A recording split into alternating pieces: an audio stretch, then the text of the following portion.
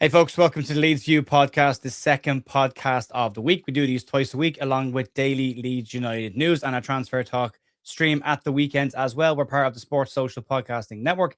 And if you want to support the channel and you're buying the Leeds United away shirt for this season, you can do so through the Fanatics official link that we've got in partnership with Leeds and Fanatics. Links for that are down below. I am delighted to be joined by BBC's Adam Pope to have our kind of, at this stage, Adam, an annual look back at the season and looking forward to what next year might even look like. But first things first, Adam, how are you doing, mate? And how are you enjoying the end of season quiet? Well, loved it because it's already begun with a trip to Cork. So we've had a great time this weekend over there, and yeah, saw a bit of comedy. We saw didn't get a ticket for the final, which was a bit annoying to be honest. But I understand there's far more people worthy than me and my lad just making a quick trip getting one. But we watched it in the pub in the Rock and with our friend Sess, and it was great. Yeah, had a lovely time. So yeah, I've already had a trip away, and yeah, so yeah, bit of a wind down, I suppose. But as you said, Joe, we saw Paraag, the presser met Paraag last week, and obviously Ethan Ampadu with his new contract, what have you. So stuff is going on, important stuff, and I think I don't think it's going to stop, Joe. So there's always going to be something to watch out for, not least the transfer market with the World Cup, sort of in between as well. So yeah, it doesn't really stop, Joe. No, it doesn't. The transfer window opens next Monday for everyone who's interested, and that silly season gets massively underway at that moment in time. We'll go for 11 weeks and we'll see where Leeds land at the end of it. I think the recruitment team, Adam, probably have some credit in the bank after last summer. There was a lot said last summer about the recruitment that at the point came in, fracking maybe didn't get everything that he wanted. But when you look back on it now, in hindsight, they did a really good job. The players they brought in, pretty much to a man, bar the odd one, made an impact over the course of the season. Yeah, I think as the months rolled by, the work that was done and any sort of fears that Robbie Evans and his team maybe didn't have the necessary experience to cope with a Premier League transfer market were dispelled, and I think Mm. that's two things is that, yeah, you're right, the ultimately what you saw on the pitch achieved its aim and achieved it early, and bar probably the goalkeeping position, the rest seemed to have really settled in well. But also I think that what I've come to see is that they do have a plan in all aspects, Ellen Road, and that this was delivered. And Robbie was essential to it, to be quite honest. Along with Adam Underwood and Alex Davis and the others. So, and in that you have to put Daniel Farker. And if I'm being honest, I still don't quite know what the dynamic is between all those facets, if you like, and the rest. But and whether Daniel is wanting to have more of a say going forward. But ultimately, what you have to say, it worked, and it might have looked, say, 7 out of 10 at the end of the summer, Joe, because they missed out on the creative player they wanted. But by the end of it, by the end of the season, you've got to think it's probably more like an 8.5 or something. Yeah, I think it's been very strong. I mean, we were doing our Players of the Year kind of awards on Monday night, and the amount of new signings that were in the bracket or in for a shout of Player of the Year tells you just how good a transfer window it actually was. When you're talking about the impact, I mean, I'm a massive Yacobial fan. I think the amount of number nines he's gone up against in the Premier League this season that haven't got a sniff off of him has been really, really telling. You look at some of the best strikers in the Premier League. Haaland, when he played the first game against him, didn't get a huge amount. You look at Thiago twice against him, didn't get anything. You go to Liverpool, nothing. I mean, he's pocketed quite a lot of the main strikers in the Premier League. So you look at that, you think it's a success. Sebastian Borneo comes in whenever he has to, and he looks serviceable. He's never really put a foot wrong. And then you look into the midfield and up further up the pitch with Noah Okafor and Dominic Calvert-Lewin, you think they've just and even Lucas Perry, you mentioned Perry, still had his moments in the FA Cup as well and was important to getting Leeds to a semi-final of an FA Cup and very, very quiet in the semi-final. So yeah, all really, really good. We'll get to the next summer transfer in a few minutes because there is Mhm. a couple of bits to talk about related to that. But just looking back on the season, Adam, obviously the job was survive. We talked at the start of the year, and I think a lot of people said 17th. I'll take it right now. Take it out of your hand right now. Just stay in this league, given what's happened over the past couple of years. To finish the way they finished, ignoring the West Ham game because it was kind of a dead rubber for Leeds, but finishing the way they did, job was done early, as you said. Respectable finish in the Premier League. Only 7 points off possible European spots as well, which I think if you'd said that at the start of the season, you would assume Leeds were mid-table and pushing up the league. And then a run at the end that wasn't unlike the first season in the Premier League under Marcelo Bielsa, where Leeds went on a little run towards the back end of it and ultimately finished comfortably away from the relegation spots. So, I mean, that's a massive success for Leeds and probably ahead of where they thought they'd be this year. Yeah, you're right. 17th was always the bar. Um, I think if you're going to look for added value within what's been achieved in finishing, a few places higher than maybe expected, and I don't just mean the few extra millions that come, well, not just a few, but the extra millions that come with it. Mhm. I just think because largely goes back to your first point about the recruitment. I think the values come in it as well. That we've probably seen people accelerate into the Premier League in terms of showing how they can cope with it. BL being one, I would say, quicker than maybe I expected. Mhm. Yeah, so this year's Premier League experience, and when you look down the list, and BL being one, what's it, 37 starts? I think. Sorry, he made 31 starts. He made all in all in the season. That's almost an invaluable calculation to say what is that worth now for the next season, because I think a lot of these players during this time have more than proved themselves, but have now got such a body of experience behind them. Maybe 10 games more than they expected. I don't know. That now that they probably class themselves as someone, yeah, I know the rigors of the Premier League, I know exactly what's required, and not just to survive, but maybe to go to the next level as well. So I think in that sense, I think players have either whether they've been brought back very well from injury more quickly, say even when DCL's had a few knocks and what have you, and a few other players as well. They've ended up with lots more minutes. But those players that have come in, particularly in the summer, that haven't had experience, I think have had an invaluable season that we it's really hard to put a value on it as such. But for me, that's where they've gone. This squad has gone way beyond what I was expecting. Come the end of the season. And then I think as the club as well, Chair, I think look, yes, they were always planning to do the redevelopment of the stadium, but when you've got like Mhm. conflicts going on abroad and you're worrying about prices of contracts and of materials and stuff, Yeah. it could have been very easy just to sort of not kicked it in the long grass, but just to push it a little bit out of the way and say, oh, Just to hold. Yeah. yeah, and they haven't, Jay. They're as we've seen now. Then officially it started. Well, it already Yeah. started. To be fair, so I think it's been a huge leap forward as a football club. Yeah, I think there's a lot going on. I mean, I've been labeled as a summer of change on and off the pitch. You look at Mario Eisenberg leaving the club, and he's been fundamentally involved in the Ellen Road development and and he's been fantastic. 3 years, the commercial revenue that Leeds have brought in during that period of time shows what a very smart addition he was to the backroom team. Stadium work, Paul Brooker, who's on our podcast every week, was down there yesterday doing some video stuff around the place, and the Bremner Suites are pretty much nearly gone at this stage. The ticket Yeah. office is gone. The temporary floodlights are up. They're getting rid of the walkway for the away fans now at the moment. So they're flying along with that. So there's a lot going on. I want to go back one moment. We spoke about this an awful lot mid-season. It was Daniel Farke's position at the club. Yeah. We had lots of chats back and forth when it wasn't going particularly well. And there was one moment everyone's talked about it, that halftime at Manchester City, when we saw a change of formation. We saw BL come onto the pitch and Leeds' approach changed and then led to a hell of a run after that as well. And I wanted to give a bit of credit to the manager as well, because a lot can be said about just tweaking something. But Daniel Farke made a fundamental step away from what he would have referred to as his footballing principles, the 4-2-3-1 or 4-3-3, high possession based football that he likes to play. That to me showed a massive amount of growth in a person, let alone a manager, to say, this isn't working. I have to do something different here and change that. And I think it was a massive change for him to do that. And I just wanted to get your thoughts on the season that he's had as a manager, the doubts that he's proven wrong, and the foothold that he got for Leeds in the Premier League this season that ended up being probably more of a genuine consolidation of a season in the Premier League more than a relegation scrap. Yeah, and I do look at it as over the piece of the season rather than a specific moment, which we like to do. And I know everybody will point to Yeah. that half time at Man City, don't they? But I think, like yourself, Jay, you can see stuff that's gone on before that, stuff that went on after that.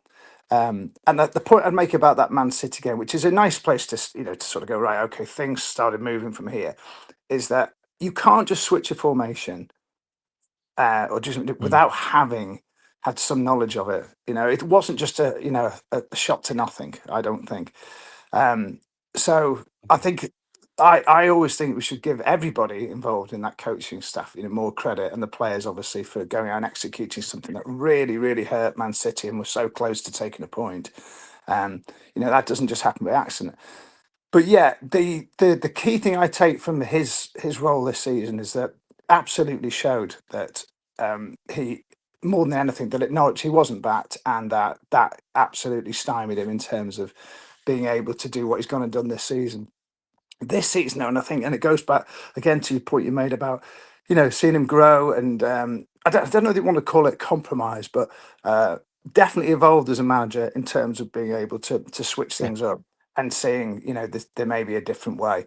And he's often talked about, tweaks in games, maybe stuff that maybe sort of things that we don't, maybe, people, the uninitiated like myself, might not really see. But yeah, he's definitely grown and adapted. And the fact he's gone toe to toe with all the top clubs, bar the Arsenal game or the two games, has been, I think, yeah. it's been phenomenal. And they've not, they've been so close to taking something from all those games in the ones that they haven't done. So that for me has shown where they've grown. And yeah, there's been a, and the way the big thing for me, the real character is when you're under pressure, how much class are you showing?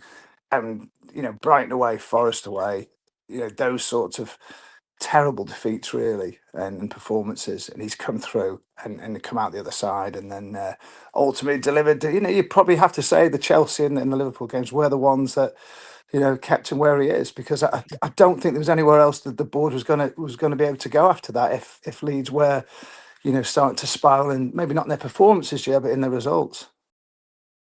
Yeah, yeah, no, I think you're right. I think both of those games, I think there was that Daily Mail article that said that the Leeds were considering his future, and you looked at the games that he had coming up, and you thought it doesn't look great. But again, to get that turnaround, and those little changes are massively important. Like we've seen Leeds play with a three at the back when they're defending, but we've seen Joe Rodon bombing down the right hand side when they have got possession and playing with nearly a four-man backline with Joe Rodon tucked in at right back. So it's been brilliant. The rotation of the squad when he's needed to do it has been really good. The fact that we've seen players come in and come out and still all be able to do a job. This never give up and never Mhm. die attitude that this side seems to have when they have been down in games. They just keep pushing it. That mentality in that dressing room has been hugely important. And that's not just players, that's a manager who creates that culture in that dressing room as well. So he deserves a huge amount of credit, as do all the coaching staff, Eddie Raymer for the set piece work that was done this year as well. And even the medical team for the amazing work that medical team have done to make sure those players stay on the park and get as much minutes as they can. So, yeah, pats on the back to all of them and very much. And I have to say, I have to make this point because we did talk about this. You said very clearly at Christmas, back him, keep him, stick with this, Mhm. and it will work out at the end of the season. And it did. So in future, if we're ever having the wobble, we'll come to you, Adam, and ask you where we should sit I on things. just, But you I, did. I mean, I often say this, that I do believe in longevity, and but obviously you've got to have a skill set that suggests that you are capable of doing the job. You can't just giving Yeah, it to somebody who's clearly under it. And I do, but I always felt that there was something there that hadn't been mined from him, or hadn't had the chance to for him to exploit. And I thought Leeds are giving him that chance. So I think it was a huge leap from the board, to be fair, to stay with him, because many other clubs, as we've seen this season, would have gone, would have buckled under. And the fact that I like the fact that they go sort of quietly about it, and they don't buckle to sort of yeah, fan pressure and all that sort of things. But they have a plan, and they've stuck to it, and they were, and there was, we spoke to Prague last week. There was relief, wasn't there, amongst amongst some of the feelings, but also I think they did feel in the main convicted. And look, I know he's well thought of, in terms of mm, his overall approach, and his hugely intelligent man is Daniel as well. But also, I think the thing, what you said about they're coming from behind, that means that they've always been playing for him. And I never yeah, ever doubted that they weren't playing for him. I really, really didn't. And when you talk about, it comes from the top, and like how the culture set as well. I tell you one thing I really noticed this season when they went to Old Trafford, and it's like, for me, they're sort of, they're obviously the highlight of the season, winning there. We unusually we were able to go right to the tunnel afterwards to do our interviews, rather than just sort of like the press area. And the players came out, and obviously they were absolutely buzzing, Jay, as you imagine. But Mm. the sort of that professional thing where it kicks in, where they think, right, we've got big games, still to go this week, and they got a lid on it straight away. Not in a sort of false way, sort of pretending that they weren't elated and all that sort of thing, Yeah. but they were already thinking about, oof, you know, this is just part of what needs to be done. And I thought that really showed a lot to me that yes, they understood the meaning of the victory. They absolutely understood the meaning of the victory for Leeds fans, but they were already thinking, "Oof, we're nowhere near done yet this season."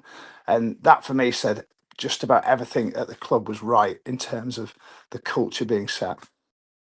It's hugely important. Culture at every club is massively important. Make sure everyone's pushing in the same direction. The fact that they got that for that group of players, and that's we've said it all year. I love this group of players. Like there's no doubt. Even if we're losing the game in the 80th minute, you're like, well, you never know. Hang on, there's still some. You don't give up with this side because they don't give up, and it's been brilliant to watch.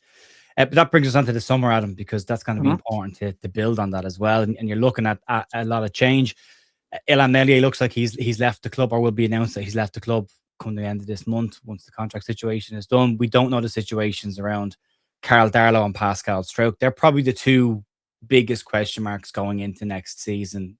Darlow, who again go back to the start of the season, you felt was a little bit unlucky not to be the number one coming into the start of the season, and ultimately ended up being the number one come the end of the season. Phenomenal season by him. You want to make sure you've got as much stability in that back line as you can to build on last season, but you've got two pretty big question marks over two players of what their future looks like with Stroke and Darlow. So Darlow, what was it, 24 appearances I think he made, or 24 starts. I Mm. would say you've got to offer him, a deal to keep. If he's of a mind to think, well, I'm happy to fight again for what I would expect to be, starting at number two. I would expect, because my feeling, if I was in control of the the purse strings, would be they still need the elite keeper, and it's something that I've felt for quite a while. But then that would mean probably looking at taking a drink on Lucas Perry, if you were to Yeah. offload, if that's so that's my thing. But I think whatever happens, regardless, I think Darlow needs to be offered a new deal. Be very interesting to see where his mindset is. Obviously, he's got this Wales number one position, which in the past it seemed to be not something that was massively a concern for him, and now it's become very much, Mm. he's right in there, isn't he? Um, so does he feel that he thinks, what, I need to go and play, definitely be the number one somewhere?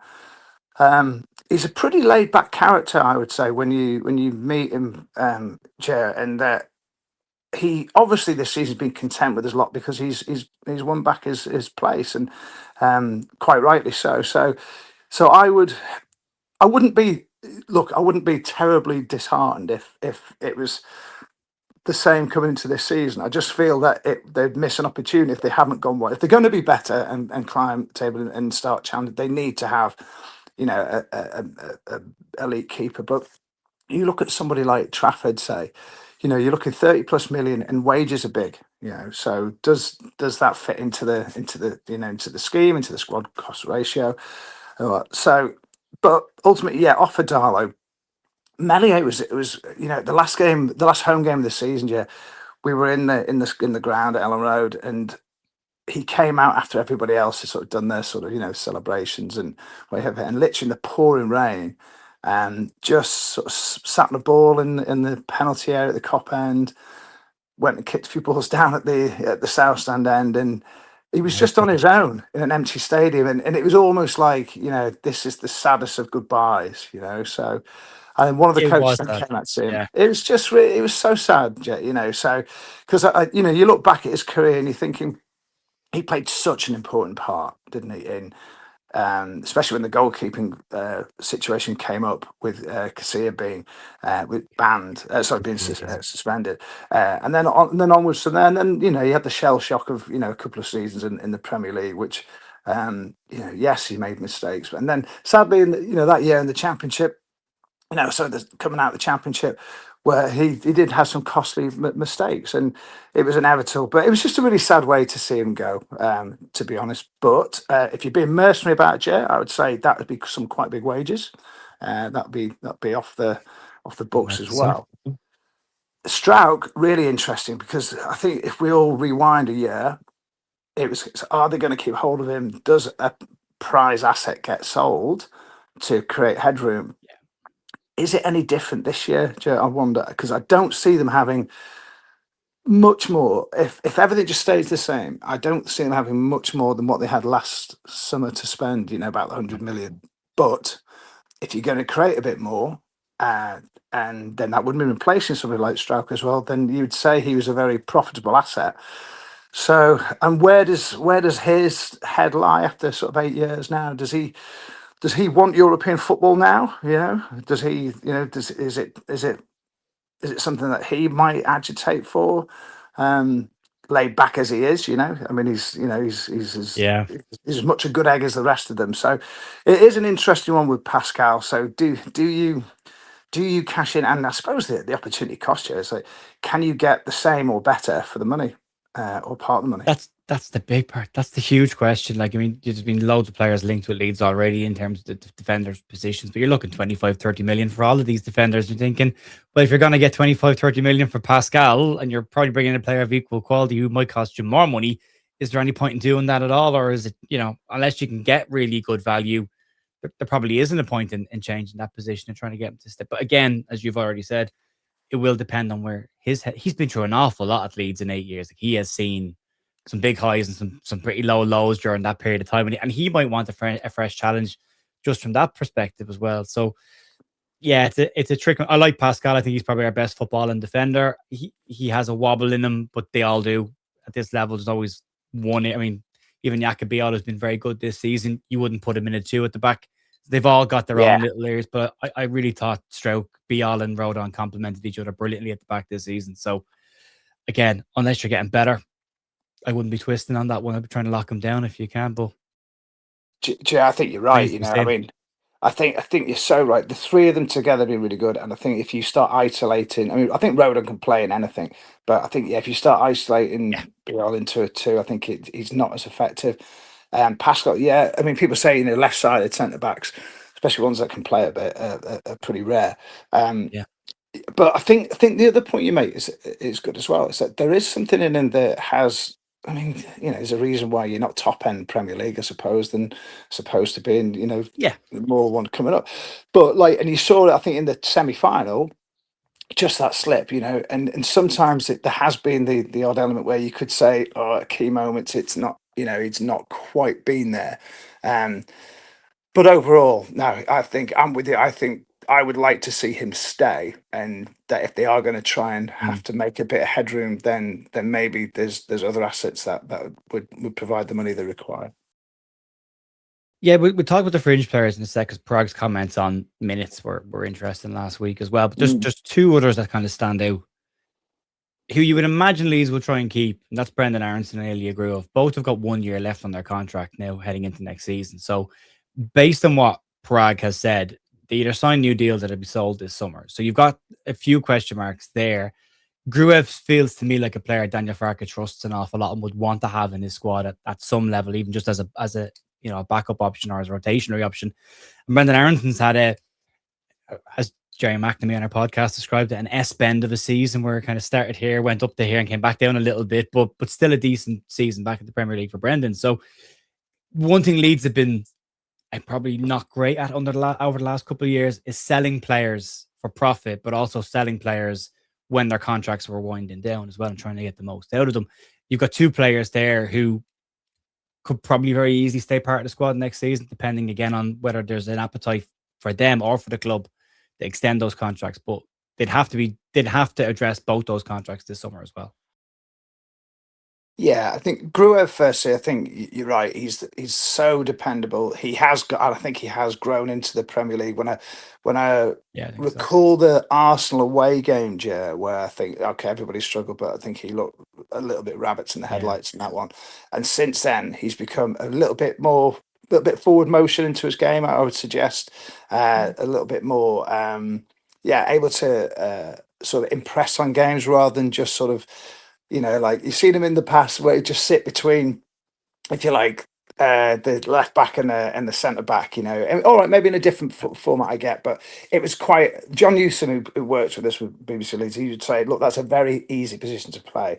I think he's become more, I'm not saying a riskier player, but he's become a more effective Yeah. and an involved player, and certainly moving forward.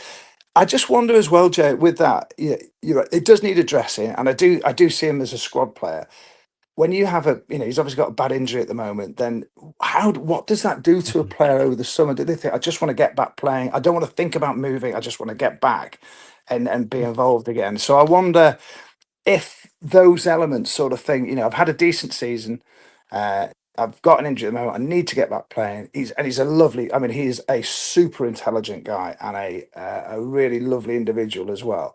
When he thinks, you know what, let's just get back to playing with Leeds, and everything else will sort itself out from there. Um, so with Brendan, he's got a World Cup, obviously. So, Yes, yeah. and the thing for me, I find it quite hard to remove myself from and being part of that group where he was 25 million and he came in and hardly any of them did anything. And then, he's come back and he's tried to redeem himself. And in essence, when you look at the figures, he's done a huge job of trying to do that. But Joe, if you're looking for the player that wants to, that you need that creative force at the top end of the park, then if that's landed, then at best I could only see Brendan being, a squad player. But also, is there Yeah. is there room now? He's been a little while. The amortization on his contract will be significant, won't it? Then good World Cup. Then is it somebody that you think, you know what? Yeah, if the right offer comes in, then it might help. But again, he's trust is a big thing, Jer, and Farker likes him, doesn't he? He's helped rehab him, if you like, Yes. back into the fold. But I think we know his limitations here, don't we? So they're Yeah. not going to move forward just having somebody who can run around a lot and be a real engine. But there's very little on the back end of it. I just it's going to leave them short, Jer, in terms of moving forward on the pitch. Yeah, he's a player I can definitely see Leeds keeping in the squad and bringing on for the last 15, 20 minutes of a game with just that high energy pressing that he does. I mean, his numbers for pressing this season were one of the best in the Premier League, but there is that creative output. And, he's not exactly what you call a shooter when he gets in decent positions. Yeah, We saw that in the FA Cup semi final as well. You want someone when they get into those positions who's clinical and can put the ball away. So, I see the benefits of Brendan. I think he's had a good season for Leeds. I think he's been important to what Leeds have tried to do. mm, Himself and Calvert-Lewin at times are building up a very nice partnership at times. But again, there's an inconsistency there, which if you want to progress in the Premier League, that needs to not be there. You need players that can come in and do the job every single week. But I wouldn't be against seeing him as part of a squad, whether he at his age wants to be a squad player or he wants to go off and play regular. Yeah, they're the ones for me to keep an eye. I could see Gruev staying. I think Daniel Farke trusts him incredibly. Farke wants yeah. players who can keep the ball, and Gruev keeps the ball. He's a tidy player.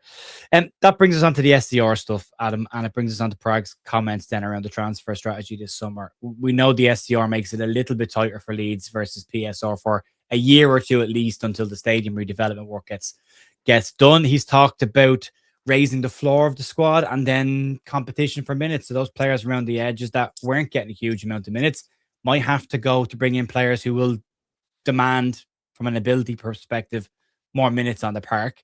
So there does seem to be a desire to improve the squad, albeit within some form of restrictions. They're going to have to bring in Mhm. some money as well to try and manage that. You said on Don't Go to Bed Just Yet, quality over quantity this summer. And it's going to be three or four players at three key areas you pointed out that Leeds need to focus on this summer to improve. That's going to be the main aim this summer. And the creative option will be a huge part of that as well.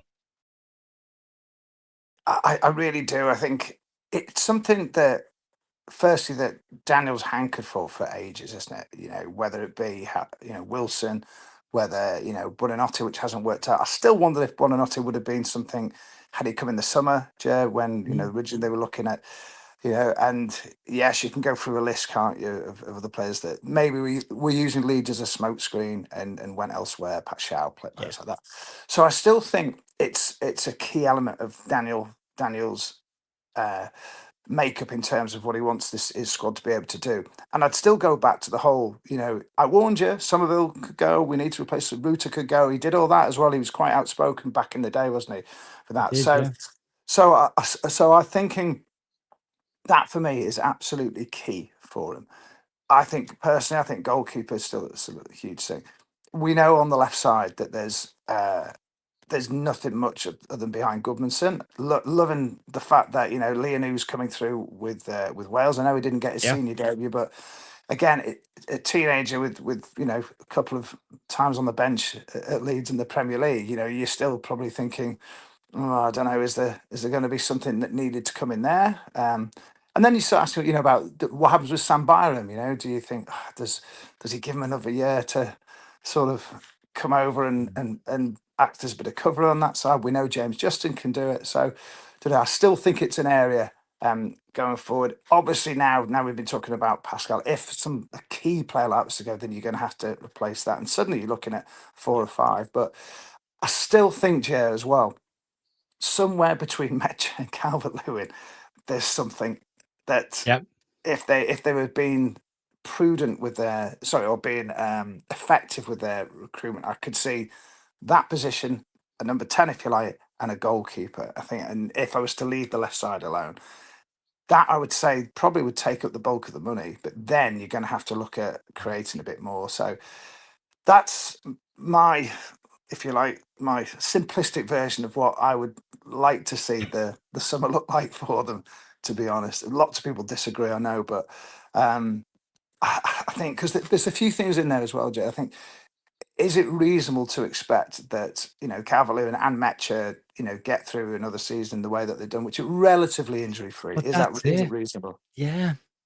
Yeah. I mean, You know, that's a huge point because there's a fine line between we knew what we were doing and we got away with it a little bit. There's a very fine line between those two. So I mean, we said it last year. I said it. I was on Sky last year, and I said in January, if they stay fit, we'll get away with this. But you are hoping and you're crossing your fingers rather than having that other option in there that, well, look, if they do get injured, we've got cover, we're safe, and just covering your bases. yeah. No, you were dead right to say that when you did it, I think, and also that goes to say, just sort of reversing back onto a point about Pascal, he had 2 serious injuries, during his time. And this season, yeah, he had a bit of injury, but ultimately a pretty injury-free season, you would say. Again, Yeah. not that you can go into every year thinking, oh, what happens if, what happens if, what happens if. But again, that might be something that you think, you know what, we've absolutely maxed out on a player. Sad to see him go, but who knows? They might think, yeah, maybe we've got our best. But I'm with you on Pascal. I'd like to see him stay, but yeah, there's definitely an element at the top end of the park where you're thinking, you know what, that was fine.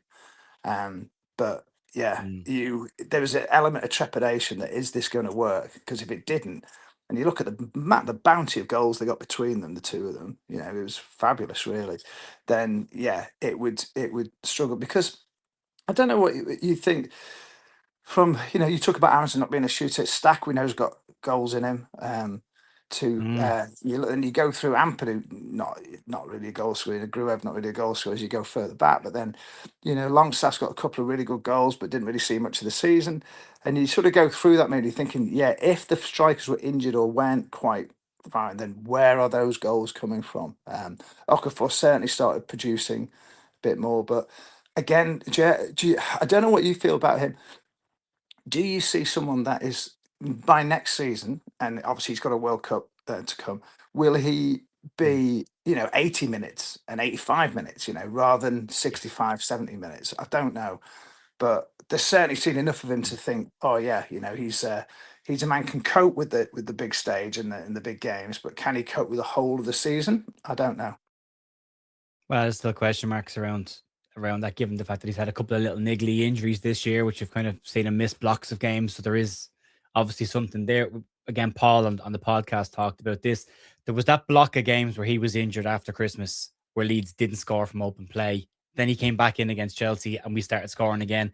And then he goes out again towards the end of the season. The goals pretty much dry up from open play again, outside of Calvert Lewin's one against Brighton, but that was gifted to him.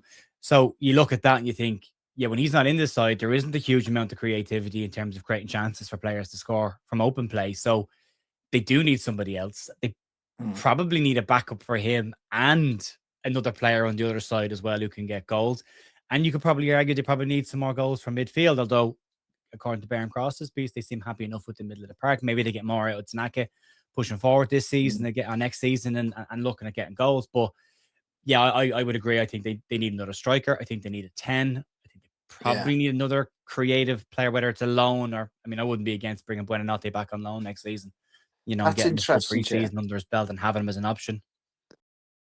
Yeah. Do you know, he did something, Jay, in the West Ham game when he came on, and I know the game was gone, but you actually saw what that type player could do. He just Okay. picked it up. He ran past a couple of players, and yeah, and he thought, oh, is there Shot. going to be a shot at the end of this, or is it going to be? And I thought, it's just something you don't really see from in that Leeds squad, and it.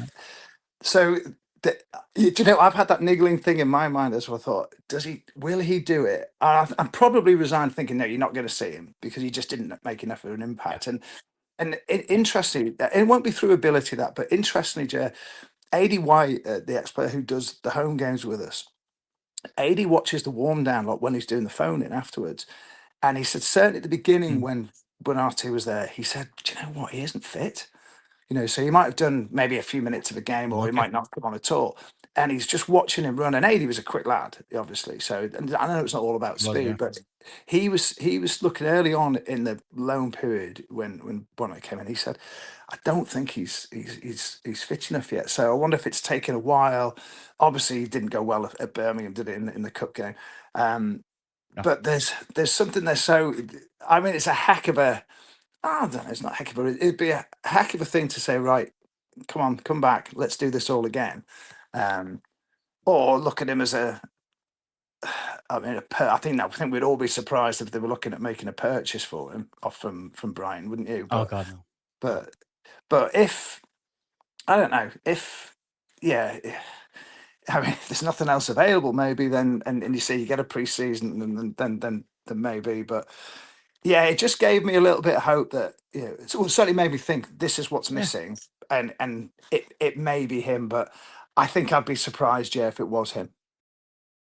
Yeah, the only way I can see it is if it's another loan and if Leeds have already got the 10 they want and it's another option off the bench and just again raising the floor of the squad more so than the ceiling of the squad. So, and if it's a case of Piro and Nanto and players like that move away from the squad, then you're bringing Yeah. another body in. But yeah, I looked at the last game of the season against West Ham, and there was that moment where he went past a couple, had a shot. There was a couple of nice little passing moments against Birmingham. To me, he looked like he was carrying a few pounds. He didn't Mm, look like he was in match shape for me, and he played that way as well.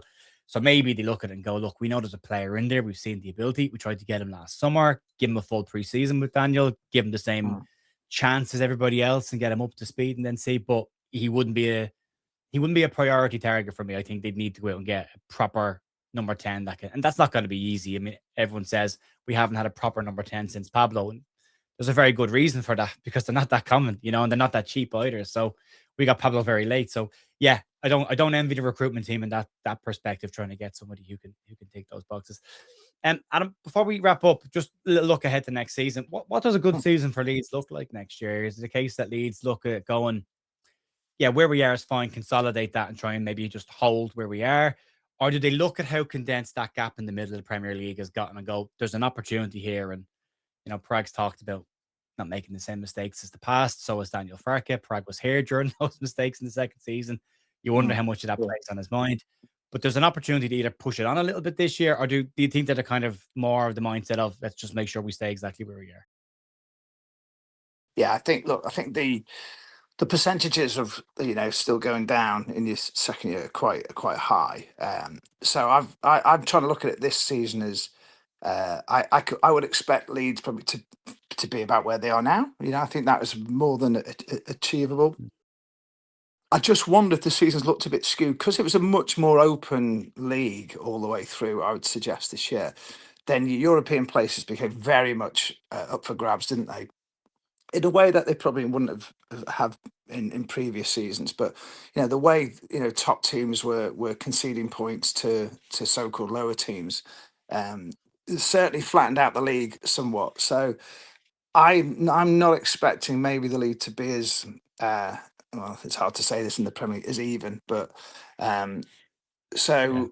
Would you see, a team that's sort of just, going along nicely, sort of 13th, 14th, maybe, are they going to be in touching distance of an eighth place finish in the way that this year looked like? And you look at Sunderland, you look at the teams that blew it, like Yeah. Everton, for example. I'd, I'd be surprised if the league was the same. So success for me is, look, very on a very basic level: A, staying up; B, looking better than this season, and maybe playing a little, I'd slightly more attractively, although I expect it'll be maybe a bit more of the same. I would like to see that a bit more of a slightly more expansion. I would say. But do you know what, Jay? I always think my other thing is, why not win a domestic trophy? And I would set my start and go, you know what? Because then your Europe's guaranteed as well. And by this time, then Leeds, I think, are going to be in a better position than say, maybe than say Sunderland, who are going to have to go through that this season. But why not win a domestic trophy, Jay? Put it out there, a League Cup or an FA Cup, League Cup, and yeah. yeah, and then you're moving the club forward. And they've gone so close, this year to doing something extraordinary. Um, and when I say that, I mean go with the intent of doing it, not just, oh, we've got through a few rounds with half a team sort of thing, and the draw's been favourable, but actually set it out as a project, to as a goal to Yeah. go and achieve. So many. It doesn't matter which level you play at, Jet. There's so many times that you've missed out on winning a medal. You know what's that? If you play amateur stuff, you put a medal on at the end of a season, or Yeah. you've won to like you remember it forever. I do, So yeah. these guys will be the I- same, and the supporters will mirror that. Yeah. I was lucky in my career to pick up a couple of trophies and win with a couple of sides in Dublin. And Yeah, even when you go back to those sides now, you still talk about it. So I mean, and the opportunity to win something doesn't come around that often. So when you do get that opportunity, you need to grab it with both hands, because they are rare, and you never know when the next opportunity is gonna come around, if it ever comes around again. So yeah, if mm. you've got a goal, go and achieve. I'd love that. I'd love to see Leeds. Assuming the final's not played in Wembley, we'll be okay. If it's Yeah. played anywhere else, then we've got a chance of winning it. If it goes back to Wembley, then we know what's going to happen. But we'll see. It's going to be an exciting summer and exciting season as well. Yeah, Adam, we've got Paraag in Dublin coming up as well, so that's going to be fantastic as well. yeah. Folks, check Adam out at Don't Go to Bed Just Yet podcast from the BBC. Also, his X handle is there as well. And if you want to support channel, you can do so through the Fanatics links down below in the description. If you're listening on the audio, if you want to give us a channel rating and a follow, and if you're on YouTube, you can subscribe and like the content for more of this. Adam, thank you very much for your time today. I really appreciate it, mate. Pleasure, Jay. Keep up the good work, man.